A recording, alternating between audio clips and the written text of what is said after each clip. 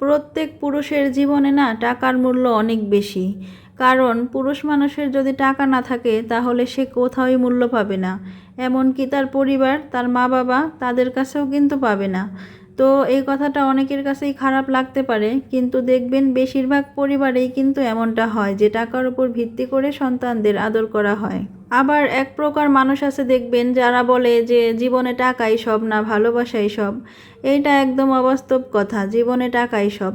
আর যারা এই ধরনের কথা বলে তারা হয়তোবা টাকার অভাব কখনোই বুঝতে পারে নাই, যার কারণেই তারা এরকম কথা বলে।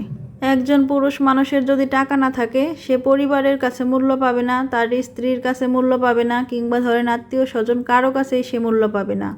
আর যখন সে টাকা ইনকাম করে তখন দেখবেন তার দূরের আত্মীয় যাদের কিনা তার দরকার নেই, তারাও দেখবেন রোজ রোজ তার খবর নিবে।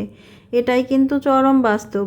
তাই এই স্বার্থের দুনিয়ায় প্রত্যেক পুরুষেরই উচিত খেয়ে না খেয়ে কিছু টাকা নিজের জন্য সঞ্চয় করে রাখা, কেননা সময়কালে কাজে দিবে।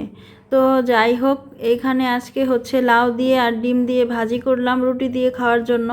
কে কে রুটি দিয়ে লাউ ভাজি খেতে পছন্দ করেন জানাবেন। আমার বাসায় যেহেতু আমরা প্রায় প্রতি রাতেই রুটি খাই, তো সেই কারণে এরকম একটা না একটা ভাজি আমাকে করতেই হয়। দেখা যায় আলু দিয়ে ডিম দিয়ে ভাজি করি, কিংবা লাউ দিয়ে ডিম দিয়ে ভাজি করি, আবার শুধু শুধু ডিম ভাজিও করি।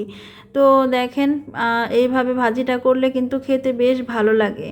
তো যাই হোক, আপনাদের সাথে কথা বলতে বলতে আমার ভাজিটা হয়ে গেছে। তো ভালো থাকবেন সবাই, আল্লাহ হাফেজ।